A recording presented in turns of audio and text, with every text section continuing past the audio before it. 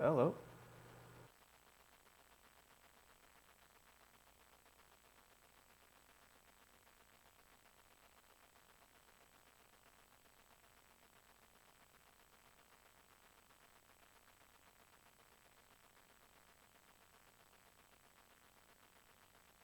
Elapsed time minus seconds. Okay.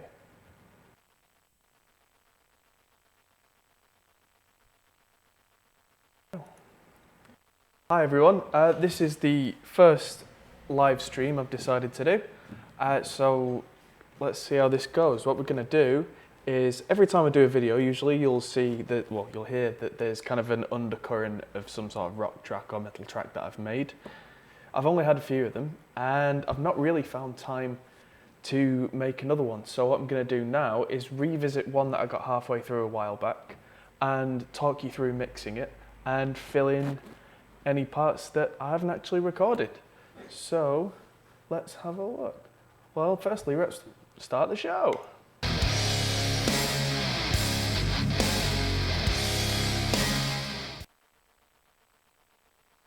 Okay, so today's weapon of choice is Reaper. Now hopefully you'll all be able to hear this when I hit play.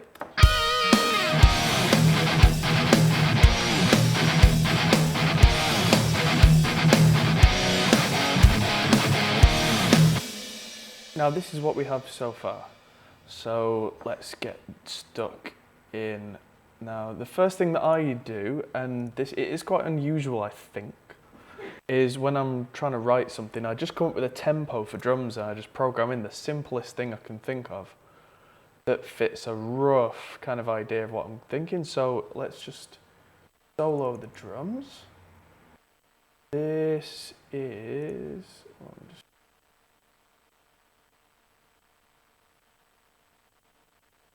Twitter.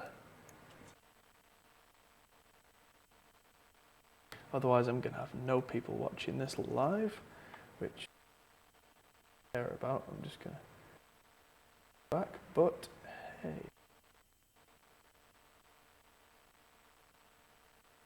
Love Facebook as well.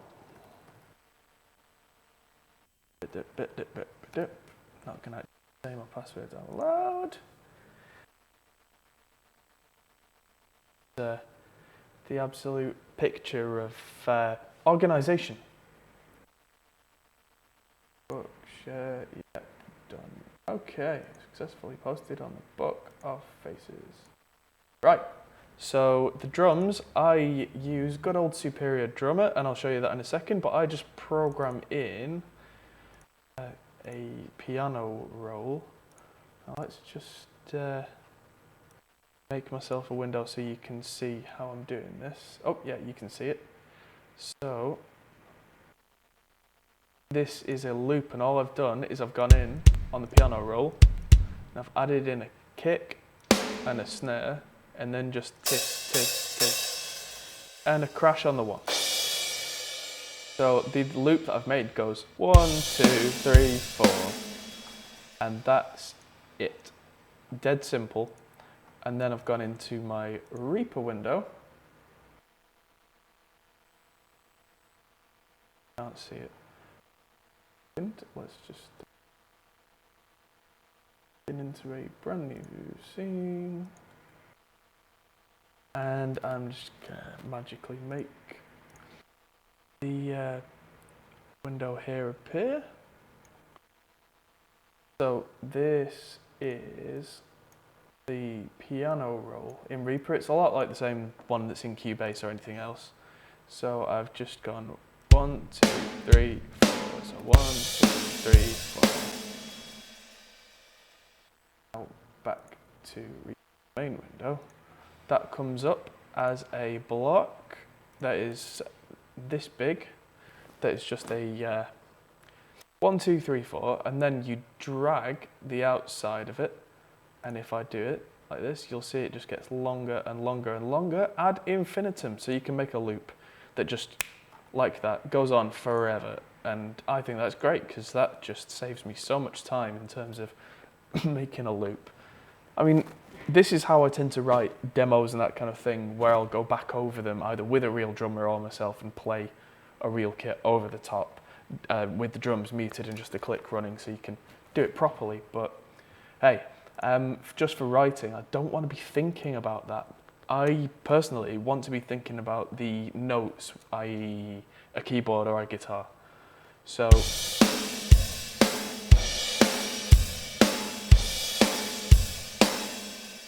that is all that I do. Now let's have a look at the intro. So the guitars are ready made, but what I've done, let's just solo one of the guitars, is I just record one guitar and make it up as I go along, and then if you look closely at the window you'll see loads of different colours. This is where I've just gone back, hit stop, redone it, changed takes, and then gone through and picked what I wanted. So with one guitar, I've just gone through and made a galloping Iron Maiden style.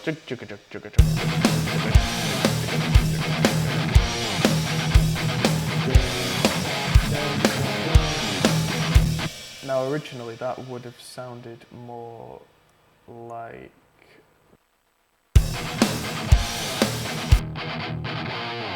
it's quite kind of thin and weedy. Now let's just show you that. I'll show you my mix window, which is on the other side of my screen. So on the rhythm left channel, which is this, you can see a copy of Amplitude, which I'll pull up now so you can see that. Oh, that's bass. Amplitude, there we go. So you can see I've used their version of a 5150. It looks very much like a PV5150. Doesn't sound a lot like it, but for a demo or just something that's going to sit under a bed track, it'll do. I do have a PV6505 and the right cabs and right mics, but for this kind of thing, or if I'm recording at home, it's just not worth the effort. If I'm doing a release, then I might well reamp the raw guitars through that, and I have a few videos on my channel if you want to check those out about how to do that. But in terms of a mix for this kind of thing, let's just look at what you would do if this is all you have. Now, the first thing that I would say is that the cabs in Amplitude are awful, but that's not really IK Multimedia's fault. Amplitude 3 is out of date now. I must have got this years ago. I might have even had this a decade at this point. But as a demo writing tool, it does the job. So what I do is I turn off the cab. So this is what a guitar would sound like without any kind of guitar cabinet, which is absolutely awful. So that's where two notes come to the rescue with their wonderful Wall of Sound plugin. Wall of Sound, sorry about that exploit window, let's just move that away, that's going to get annoying. So Wall of Sound is their cabinet emulation. Now you can change the size of this on screen. I always put it on medium because I'm half blind. And I have bought a few of their cabs. They're not that expensive, $7 or $8, and they sound so much more realistic than you would think you could get out of a cabinet emulation, which is why people are starting to rely on things like their hardware torpedoes, which is a hardware version of this.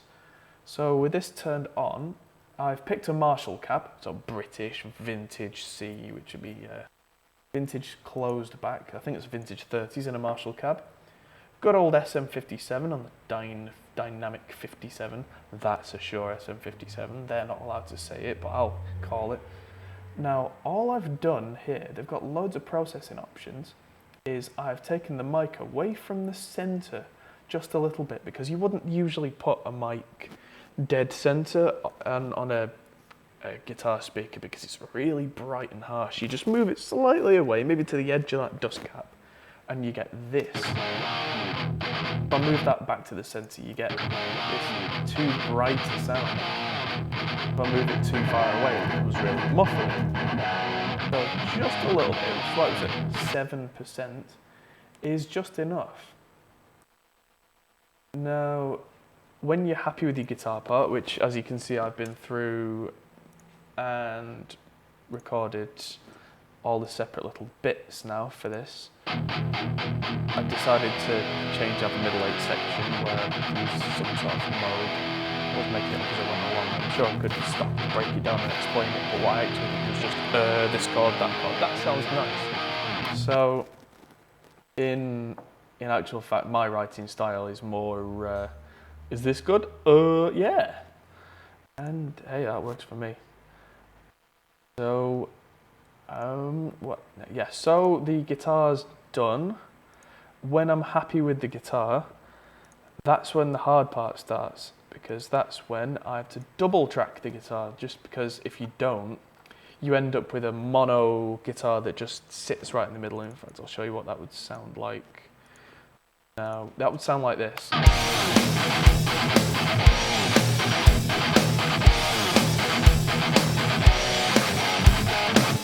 I had a young guy in the studio a couple of weekends ago was saying, well, can't you just use a stereo effect on it? And you can, and it's been done. I mean, guys like Def Leppard have done stuff like that, but generally it sounds really kind of chorusy and weird, and as soon as you put it back in mono, loads of detail disappears. So the easiest way to sort a rock mix out is to record the thing twice. And the way to do that is literally just listen back to the original guitar, learn the parts, and then play them in a second time on a new track, and then have one all the way left and one all the way right. And they just suddenly become this big, wide, expansive, crushing kind of behemoth.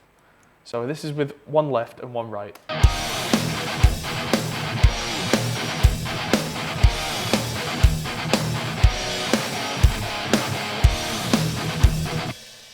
Actually, this is how they sounded straight out of Amplitude through Wall of Sound.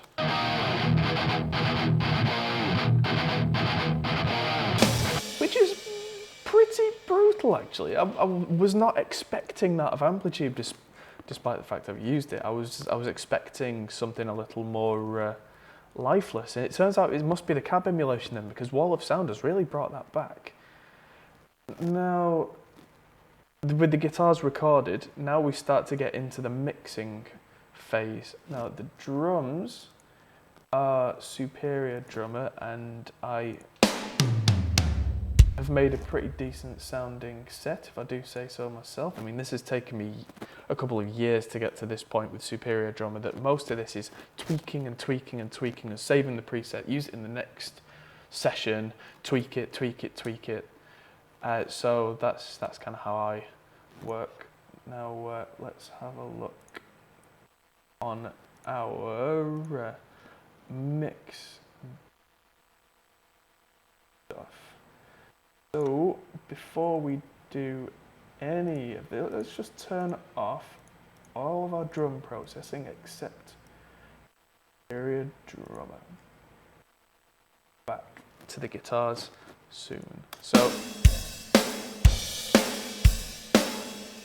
that's sounding pretty good already. Now what I've done, I shall show ye.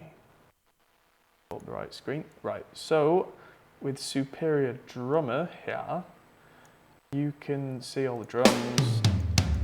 This is their basic Avatar drum kit. This is nothing crazy. I mean, 13-inch hats, which are nice and piercing.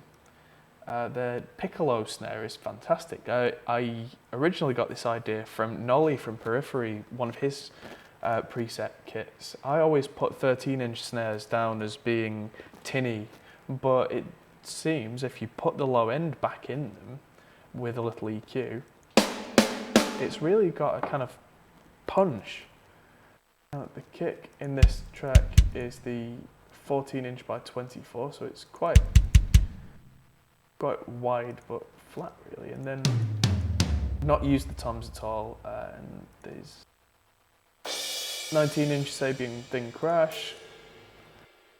Again, I've not used the ride, but my favourite one they do is the Sabian Raw Dry, hand-hammered. Now let's look in the mixer window for Superior. I'm just going to quickly make this larger if I can, so that you can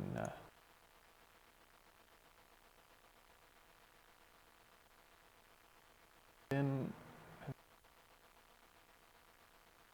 good view of what's going on here. Okay, so the kick has 3 microphones. The snare's got top, bottom, and a compressed channel, which I've not used. The overheads and ambient mics are what make up most of my drum tone.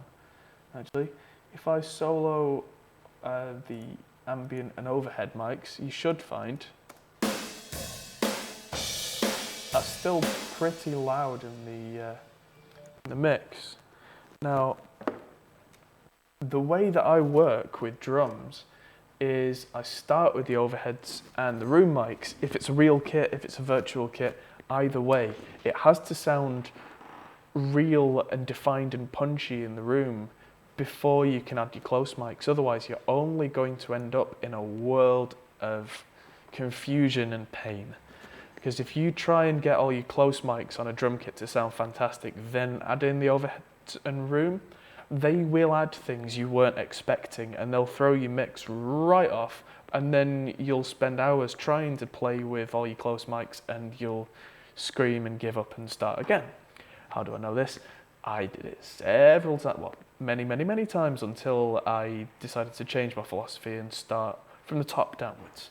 So the overheads here, look at the overheads.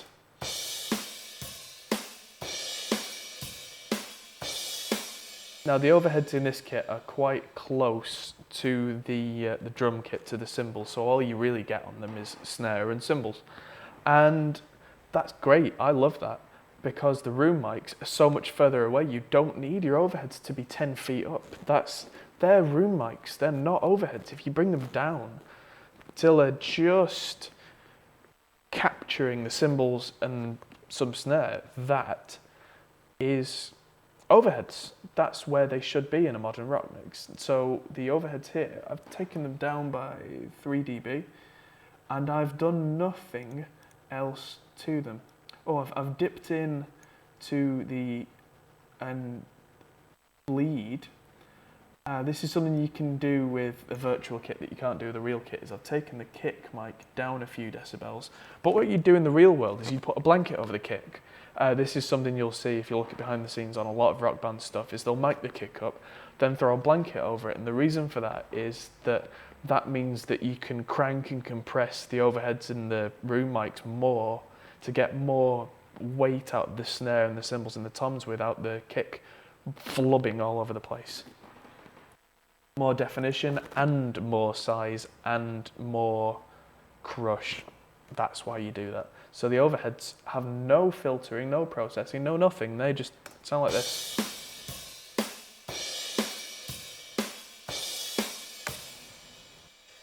Now the ambient mics here are where it starts to get a little interesting.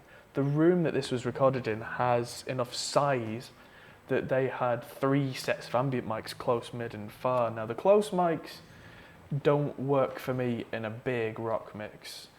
So what I've done is I've started with which mics? Yeah, so it's mostly the mid mics on the room that I've used. So there's an EQ on here, and what I've done is I've gone in and I've taken away any offending frequencies that were cutting through. One of the main culprits with a room mic is when you've got an open hi-hat. They really jump through room mics because I like to compress them quite a lot. So the mix will sound great, and then suddenly the hi-hats will be going really loud and it's painful. So I tend to go through. You can see at the bottom of this, I've not used a high pass filter. I've just used a low shelf to take the low end here down by a few dB, but still keep it going all the way down to 20 Hertz and below, just a bit less of it. Because I want a bit of that weight to come from the room mics. I just don't want it to overcrowd everything else. So the lows, the mids, as you can see from this big hump, especially just below the vocal frequencies, haven't been touched. Just above 1K, and just above 3K there are some quite wide dips here and there to take away that hi-hat, like I say, and then there's a high shelf as well. So the whole thing becomes kind of subdued. There's a filter, no there is no filter on that. So there's a compressor in here as well, which isn't being affected apart from when the snare hits, and even then it's only taken away a dB or two.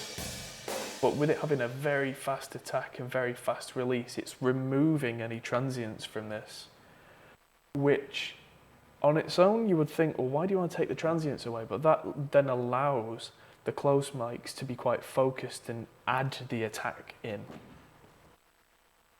And then the ambient far here, I've really kind of cheated with this. So the only things coming through this are the snares and the rack toms. And all this does is adds a bit more kind of stereo width to the snare.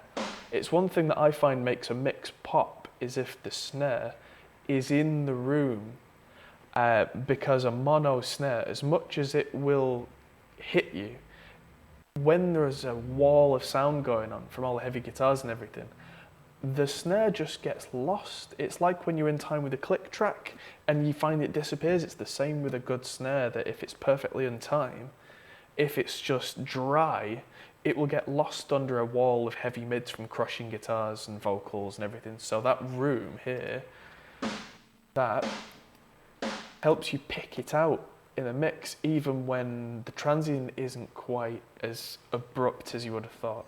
So the two, that's just a little cheat. And those two together are how I would expect a couple of ribbon mics at the back of a room to sound when I've compressed them a little. Now, if I had the overheads back in with that, that is quite a bright yet full sounding interpretation of a drum kit. Of course, it's not got any boom or hit on the close mics, but that's what the close mics do. So let's move, or let's just have a quick look at the kick, because the kick's an interesting one. The kick, as it came, was not appropriate for hard rock. So the sub mic, I don't know if you've got speakers or headphones on, but you should be able to feel the sub mic here, because it's been filtered to 500 hertz. That's usually a Yamaha sub kick, which is just a speaker that's been wired to an XLR and fed into a mic input, and that's just sat in front of the kick drum. And if you think that a microphone capsule is usually about this big, and a speaker is about that big, it's going to be big and slow and useless and have no transient, which is kind of the point. It just adds a certain weight without messing up the rest of the kick sound. Now the two mics on the kick, the most important one for hard rock is the inside of the kick. So you'd put an AKG D112 or a Shaw 91 or something, or an AKG D6 inside the kick to get the kind of clicky, punchy attack, and that's this. And on its own, that sounds quite thin, quite aggressive, almost nasty. What I've done is I've gone in and taken out a big scoop around kind of 500 hertz or so. Now that, if I just put that back in, click, click, click, suddenly there's kind of a farty kind of tone there that is just not nice. So I've taken that out because that's unnecessary energy that's wasting space in your mix. Now I have lifted the top here to accentuate that click, click, click. But there was a particular nasty ring around 3K. Oh, that just had to go. So I've taken 5 or 6 dB out. If I take that out all the way, suddenly the kick will sound lifeless and hollow, which is definitely not what we want. So you just take out enough for it not to be offensive, and leave as much in as you reasonably dare.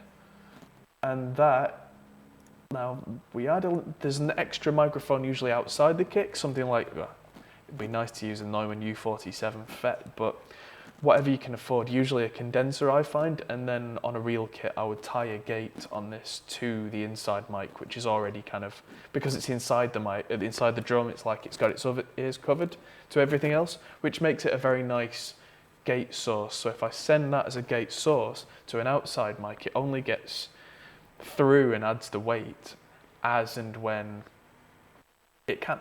So this, that puff, puff, puff, doesn't sound like much.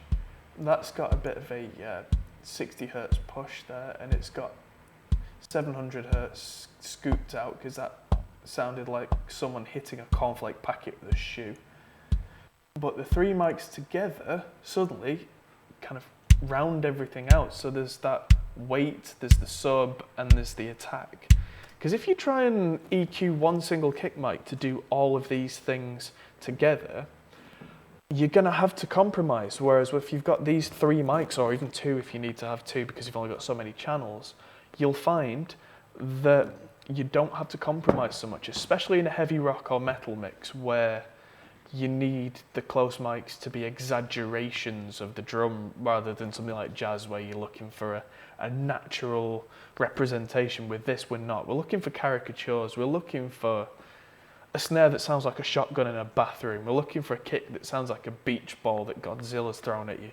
We're looking for extreme, well, maybe not extreme, but overdone versions of the originals. So let's just unsolo that.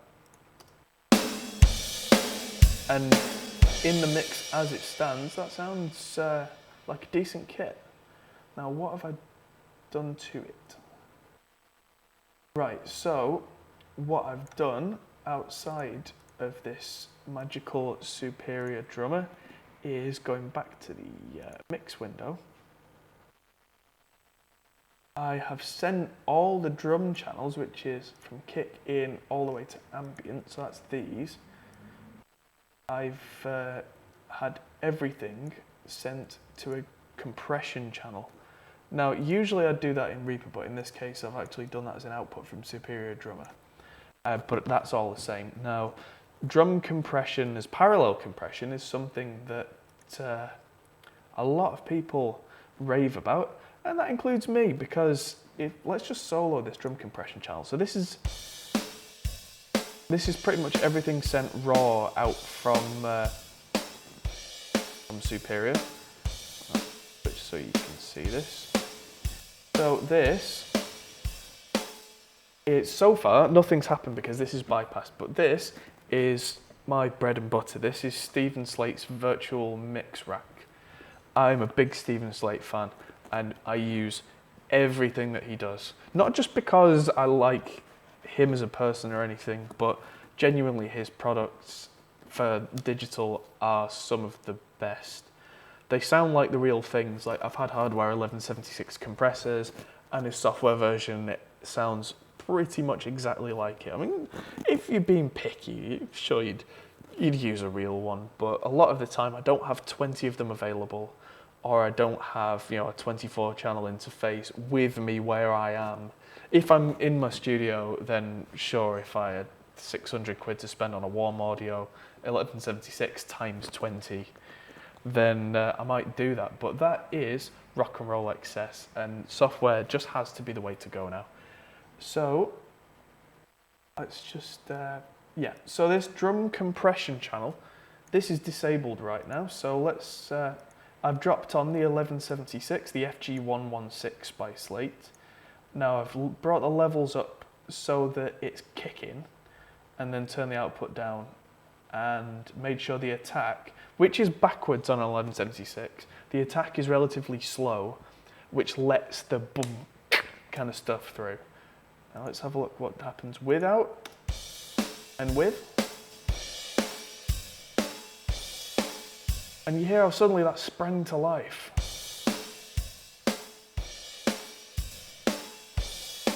The interesting thing, with the release on 7 here, that's in almost nanoseconds, the sound didn't just get louder, it kind of became more squishy, more crushed, it came to life. Now, on its own, that isn't something that you would do, but let's just bring in all the drums now, and just turn off that compression.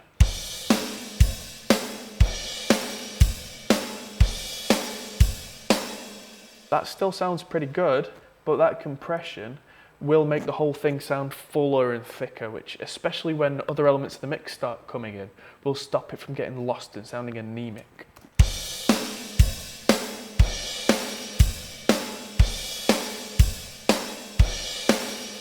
Here it sounds more full, without being aggressive, without having to use an EQ to try and poke things out, which makes things ring and stand out and generally there. Right, so onto the kick. So for the kick, have a look at what I've done to the kick. I've used virtual mix rack again, but I don't think I've used a compressor.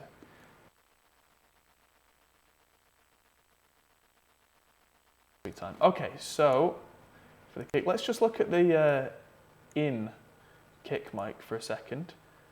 Now I used, well, this being a virtual drum would have been recorded through a decent preamp, but it all sounds a little flat in samples. So what I've done is the first thing in this chain is Slate's new FG76 vintage tube preamp. Now I've put a hefty amount of virtual drive on here, and that, if I turn that off, it sounds a little thin like I was saying before. The virtual drive tube just makes the low end seem a little fuller, and the snap on the kick just kind of comes to life, which is exactly what a real tube preamp kind of does. Now, the new custom series lift is the other thing that can really work wonders on a close mic, because it's an automatically parallel compressed system. So it can add a little bit of something without having to compromise. So for your lows, you've got options of big and punchy, and your top, you've got options of present and silky. So I want a big sounding kick that's present, which, hey, big, present, oh. So if I turn this off and on, this is it before, this is it now. Doof, doof. And you feel how that's heavier, it feels heavier. Doof, doof. So all I've done is I've copied the tube pre only to the kick out and to the kick sub mics. Oh no, the kick sub has got loads of big and no present, because hey, we want the sub mic to sound bigger, but we don't need it to sound present because it hasn't got any high end. So those three mics together with the tube preamps and the bigness and the presence, that's huge sounding. So back in the mix,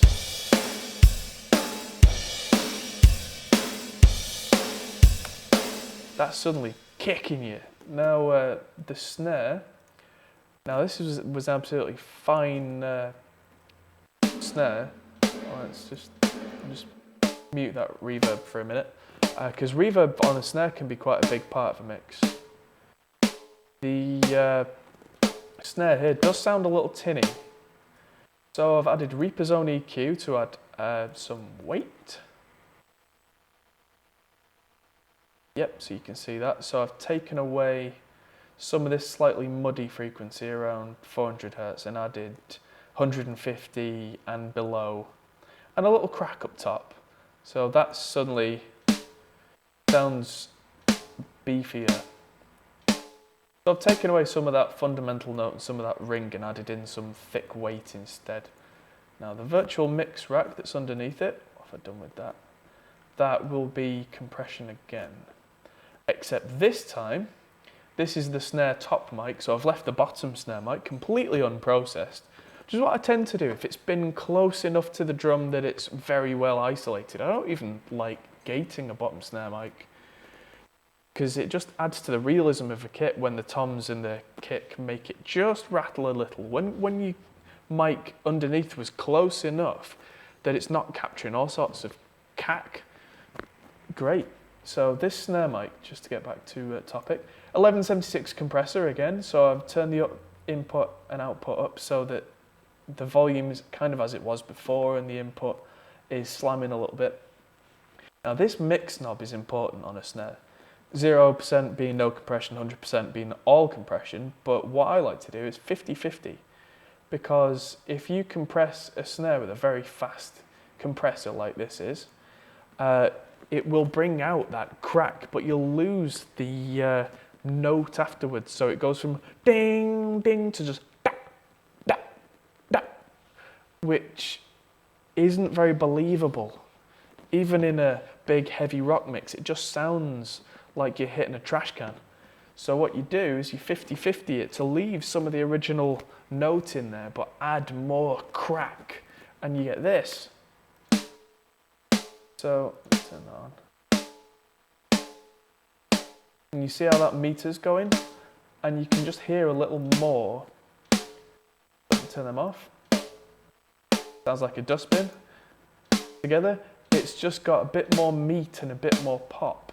On its own, it sounds a little thin, but that's where all the overheads and the ambient mics step in. And suddenly that punch from the close mic has just turned the whole thing into a big slamming kit. Now the last thing here is to make that snare really pop. I've added a reverb to it. This is the equivalent to what I would do with a real kit if, say, we had an adjacent room to the drum room and we wanted to put some mics in there. You'd probably get a big sound doing that, but I don't have one of those, and this isn't a real kit anyway. So what I do is I have a hall reverb, and I've used Reaper's own reverb, which is an impulse response loader. If you use Pro Tools or Logic or Cubase, they all seem to have impulse response loaders now. If Pro Tools doesn't have one, I'm sure you can find one. Logic has, I think, Space Designer, but you can just load in impulse responses. Now I've found, and Google this, the Bricasti M7. Bricasti M7. Let's just make sure that's nice and big on the screen so that you can Bricasti M7. Bricasti M7. Bit big, I know, but hey, I'll work on that. So let's just make it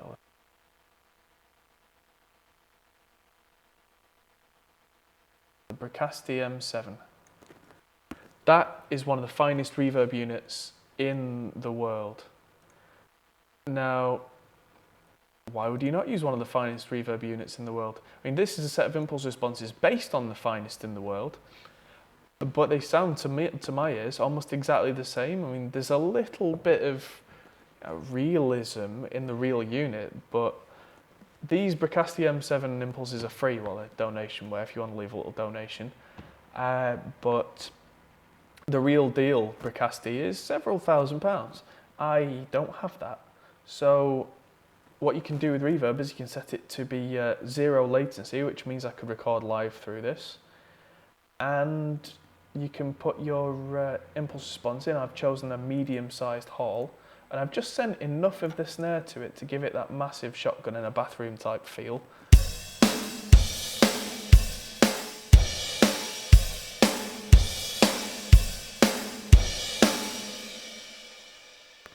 And to be honest, I've probably sent a little more of it to the reverb than I would in kind of like, say, a progressive metal mix. In this being kind of what I call basic rock or arena rock type stuff, I've left it so that it's, what's the word? It's big. It's almost excessively big, but that's what I like. So last but not least, the drums are running through a master bus. So what has I done with the master bus? So, oh yeah, that's right. I like to compress and compress again and compress again. Well, as long as it's in parallel so that you don't overdo it, you bring out a little bit each time. So let's have a look what I've done here. So the drums are going through another 1176, but this one's just tickling. But because the master output of the drums, this is all the drums together, it's coming in quite loud anyway. The needle's going pretty crazy. So I've got about a 30% mix of this. This is just to add an extra little bit of thickness and weight, because without this, it's okay, but this just makes it really stand out. And on, and off, and on. And just to top things off, I've used Slate's virtual mix bus, which is based on a Fairchild 670, which has tons of tubes and transformers in this compressor. Now this is just over 50% mix again, so this is just to make things more aggressive and youch. So that's with, that's without, and that's with again. Now that's some quite heavy compression there. I can actually hear the kick almost ducking the rest of the drums. And on its own, it sounds like a little much, but by the time we've got our full mix in, that'll be just about right, I think.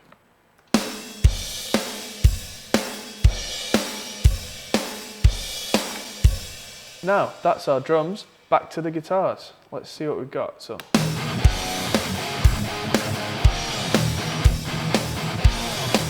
So after recording these guitars, I decided that they sounded a little bit thin and a little bit, what's the word? Not thin as in they don't have any bass, because as you can hear here, with no processing on these two guitars, they've got a lot of bass. So that'd be...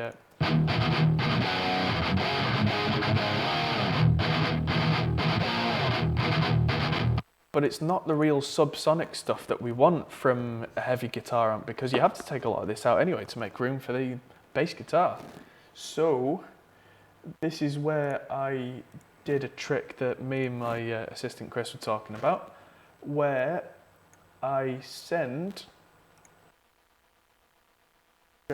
so I've sent, I'll just mute the rhythm guitar to another channel entirely pre-effects. So I've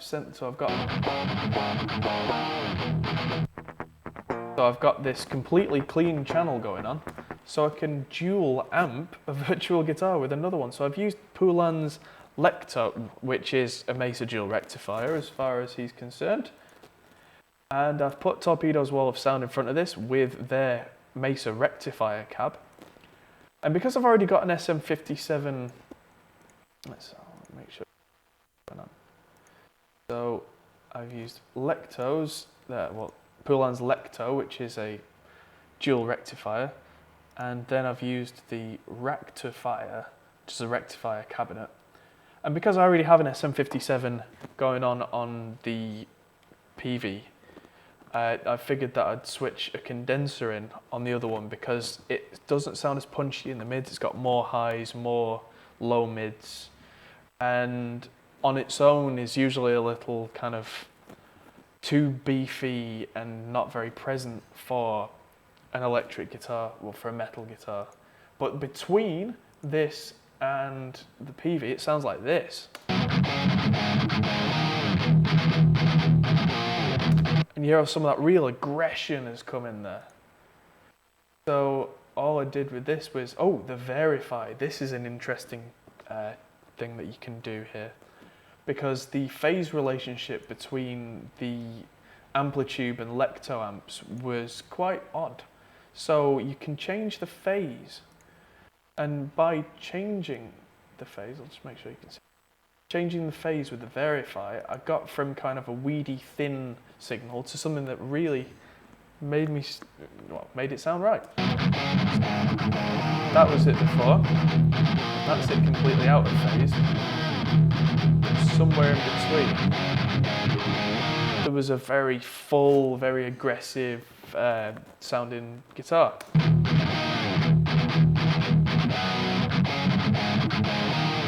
So for the final guitar sound, all I did was copy this idea and copy the plugins for the right channel, because I've already recorded the guitar. I'm not going to quad track it for a kind of song like this.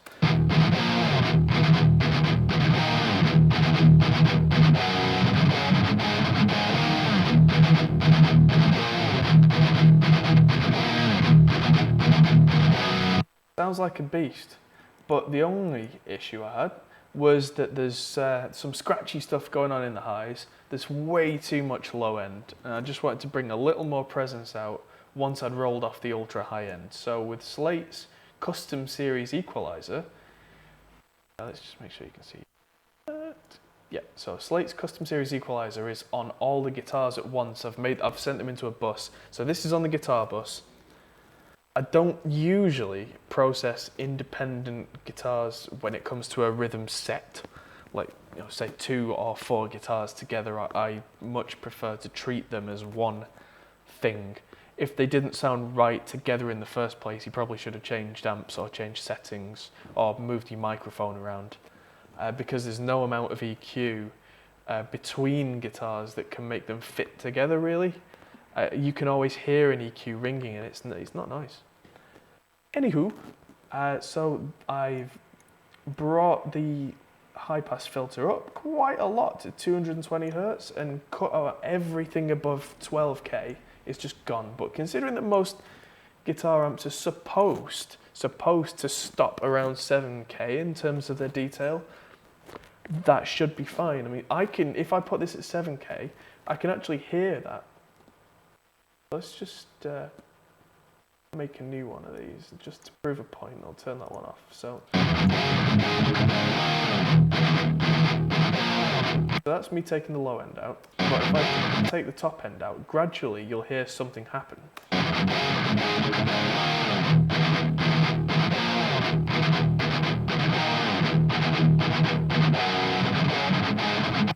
So that's now around 7K, and if I turn this on and off, you'll hear the high end completely change.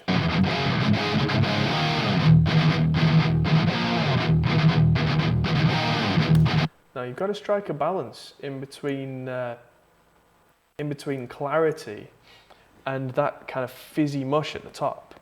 So I've found that the absolute crunchiest guitar tones come from that kind of... Ooh, I've got 3 people watching now. Hello, people. So let's have a look. Anyone actually got anything in the YouTube chat? No.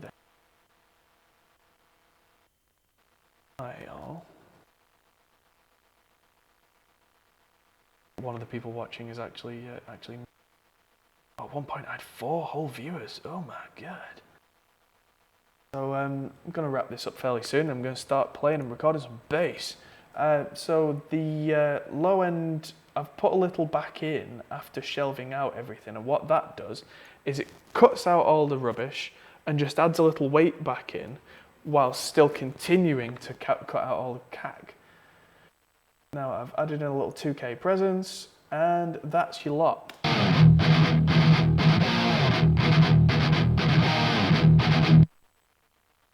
Now that is a seriously aggressive guitar tone.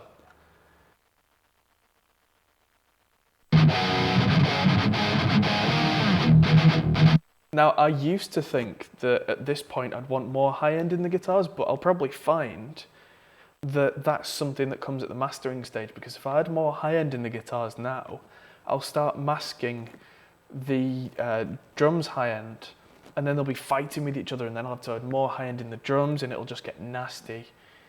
So having a very high mid focused guitar sound with plenty of beef down the low end but no sub tends to work. Now,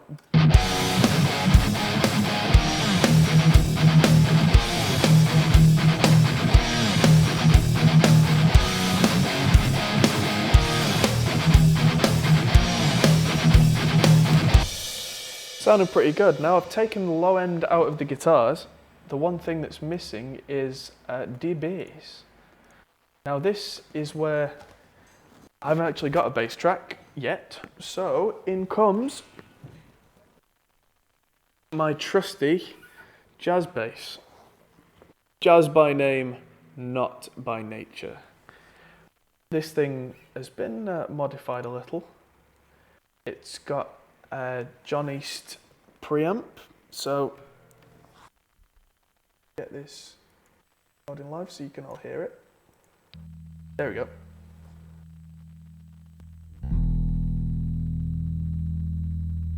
You should be able to hear that now. Now that's sounding, as it is, a little more soft than I'd usually have it, but now you'll see why. So I've got a live track with live monitoring in Reaper. Now I was looking through what I had in terms of virtual amps, and I don't really have anything to hand that seems right for rock bass. So what I've done is I've gone and done a Lemmy. I've got a Marshall JCM 800, again by Poulan, the hybrid. And I've gone with Wall of Sound with the Marshall 4x12 cab with a bass mic in front of it. And I've gone full Lemmy, so I've added loads of bass, not needed to add any more bass or treble because the drive on this has, let's just close all this background. So, let's see. Yeah, so the hybrid is the guitar amp. As far as I can tell, is pretty close to Lemmy's Murder 1 bass, and that sounds like this.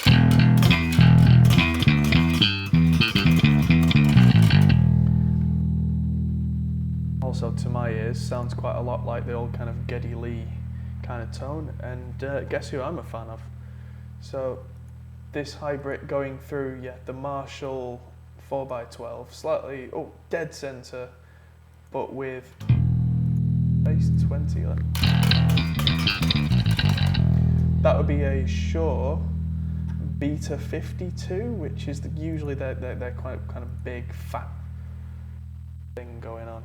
So what I need to, first thing I'm going to need to do is tune, because this bass I've just realised is in E and I need to be in E flat. So I've put Reaper's own retune on, and because we're on live monitoring, if I just hit a note, I suddenly get that. And one of the things that you should definitely do if you're a guitarist or a bass player is learn how to tune quickly, because if I can do this while I'm talking to you and end up with a perfectly in tune bass, so I'm good to go, then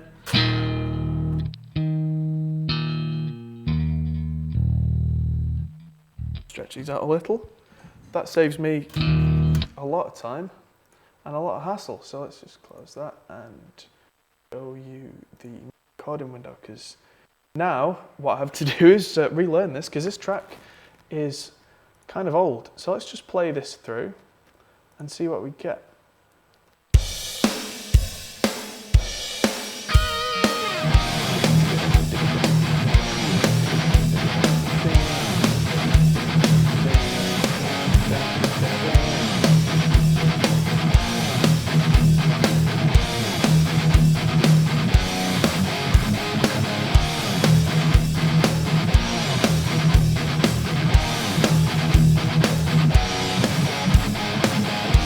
Okay, so it's got plenty of slides in it, and the whole thing seems to repeat.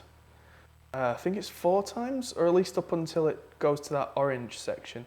It's another reason that I'm happy that Reaper color codes things. So 1, 2, 3, let's just go.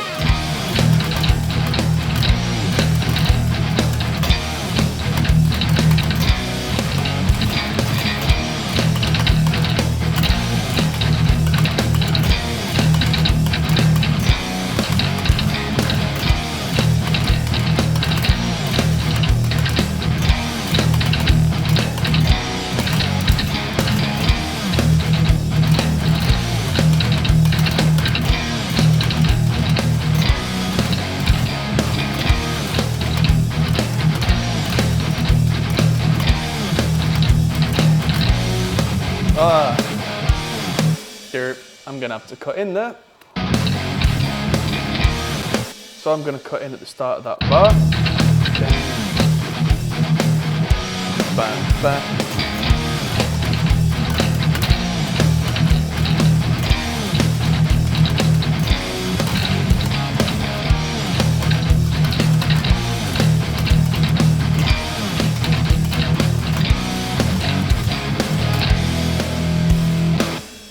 so this is where it changes. I got kind of bored and decided to do a word. Ooh, comment. Apparently someone's done a comment. Where is it? Where is the comment?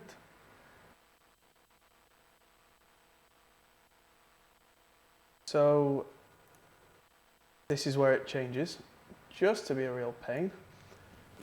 So let's just look at this, because if I remember rightly, this was different every time. And I'll just go in quickly and edit this cut so that that goes. Did you notice, by the way, that I didn't start on the 1 with the bass, so that the edit was a lot harder to notice after the fact. Yeah.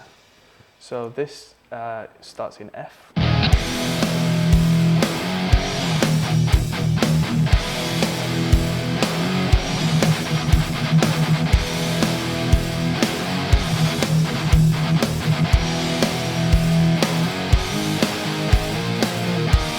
Right, so that's singles, then alternate, then a gallop on the open E. So it's dum dum dum then. Which, if you're interested, how I get the alternates with my fingers, I use a 3-finger technique, and that kind of.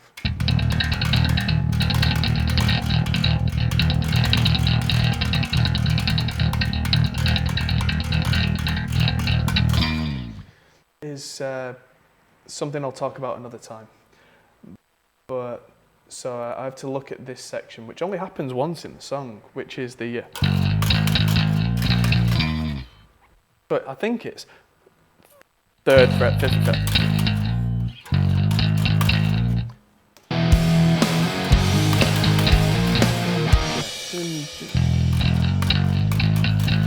Yeah, so I hang on the subdominant for a while. Now let's have a look, see if we can get this in one take.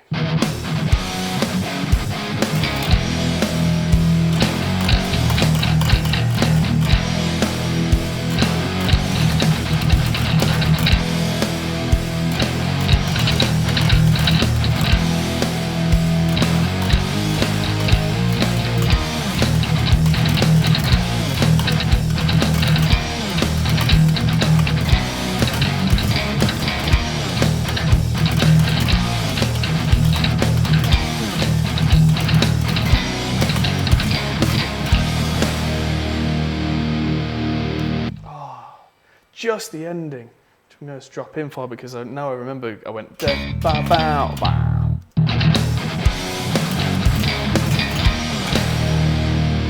just going to let that ride. Something I learned a while back is don't hit stop until you're completely happy. Right. So cut them in so I get the. Alright, so there, ladies and gentlemen, is the recording of the bass part, which means I've got to just make sure my cuts are clean so that no one's going to hear anything coming in that we shouldn't be hearing. Hit save, unplug a da bass, and away goes a da bass. So let's just reposition this so I can see my lovely self, just to make sure the stream's still working. Now, what to do?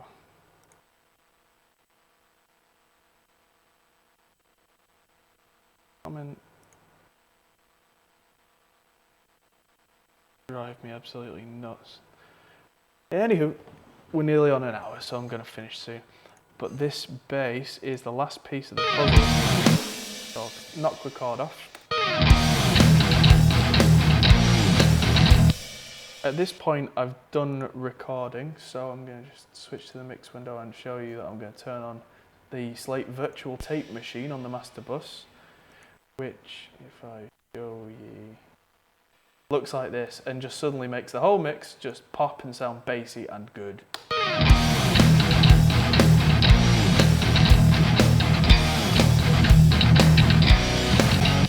Now that bass sounds way too kind of clicky and aggressive, but that only sounds too clicky and aggressive Still got Brickastium 7.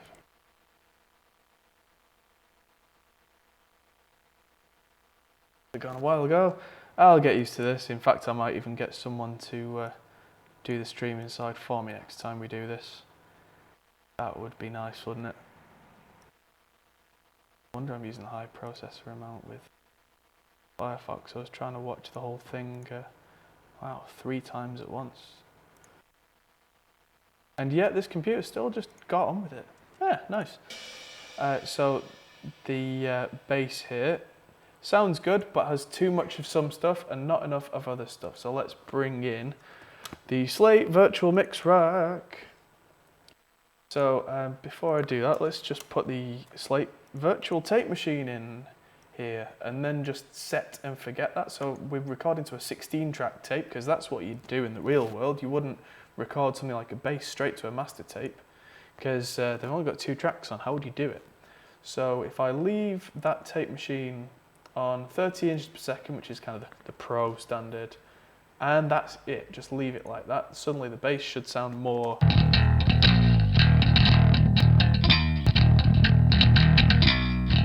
it saturates quite a lot, so it sounds more gooder. So what we need now is to EQ this bad boy, because there's a certain clickety in there.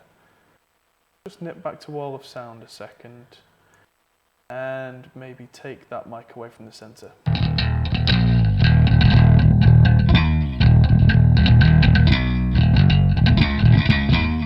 Right, so that's dealt with some of the clickiness. Now this Slate Virtual Mix Rack, which I've just pulled up, I've put an SSL style EQ in there. Now let's just make this quite narrow and just boost a high mid and then just search for that clickety noise. We'll know it when we hear it.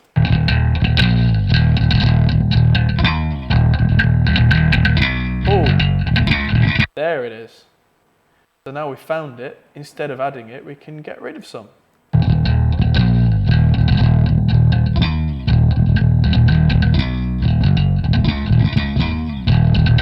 Right, next step is a compressor. Bass works better in a mix when it's got quite an amount of compression on it. I'm not a big fan of compression on bass, but it's got to be done. So the attack and release need to be relatively fast, not like insanely fast, just especially the release to stop it from pumping. Pumping is the worst thing on bass. So let's just start with the threshold at 0, pull the compression until it's doing quite a lot. Well, 6 dB in my opinion is quite a lot. And then if we need to make up the gain or turn the volume up, we'll do that.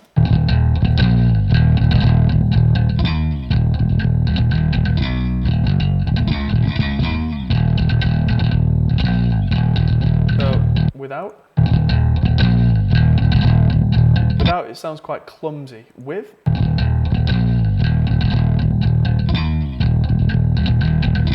it actually sounds quite restrained and cool. Now the bass is already quite punchy, so let's use this CS lift and just make it big. So,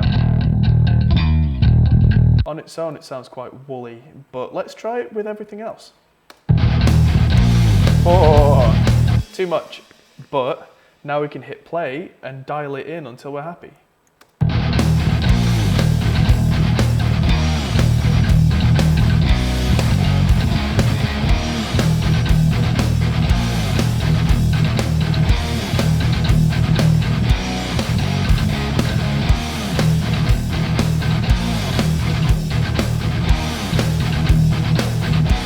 That's almost there, but there's a certain woolly, muddy kind of frequency in the bass, and what I'm going to do is go back to soloing this, listen for that muddy noise, which is probably around 600, 500 hertz. So I'm going to use this low mid in this SSL EQ. And why the SSL? Because it's quite precise. Where the Neve option EQ is quite broad and musical, the SSL EQ I find can be quite clinical and gets out of your way rather than trying to just do everything. So Let's do the same thing again where we turn the volume up on this horrible mush. Make it quite specific and look for it using the frequency.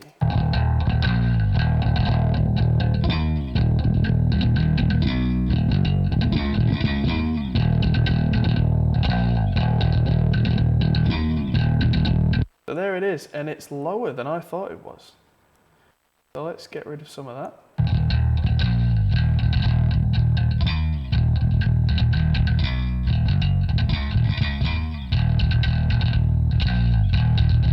And put in a bit more bigness just to make up for the fact.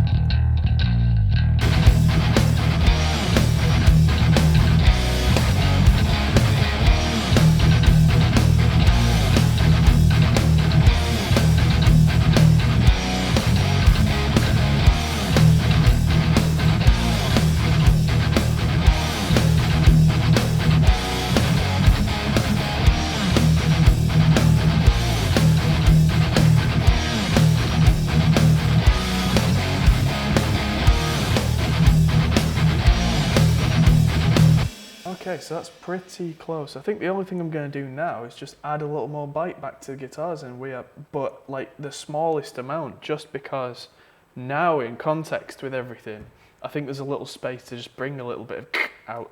And then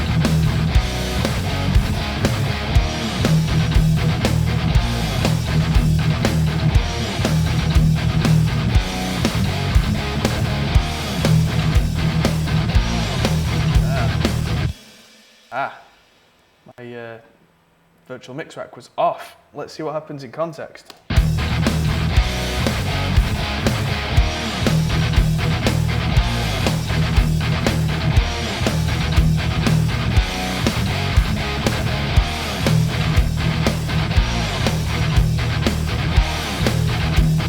Alright, one last thing I'm going to do. I can hear some of those notes on the bass going missing. So I'm going to have a second virtual mix rack, and that's going to go before the amp, because what I would usually do is have a compressor before the bass amp, and that's going to be the 1176, which is stupid fast. I'm going to have that really killing it.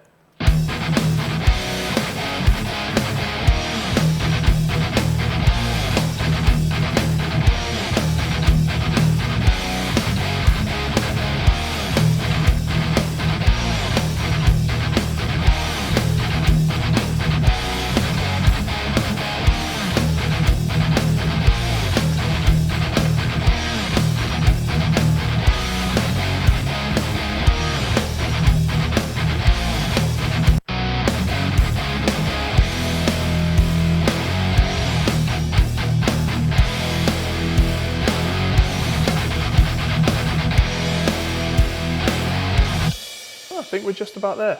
Do you hear now how the snare reverb is kind of, well, it felt like too much, is kind of disappeared under the guitars, and the drums just sound bigger, but not for lack of anything.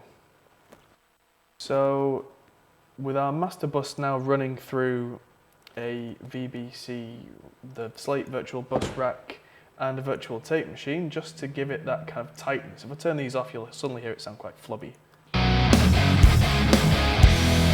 And on.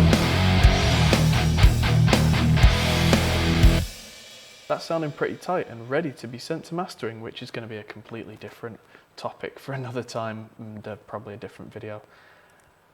And I think that's all that we want to talk about today. Thanks everyone for watching, and if you've not already subscribed, please do so. And any questions or criticisms or comments, just let me know. Like or dislike, and I'll see you next time.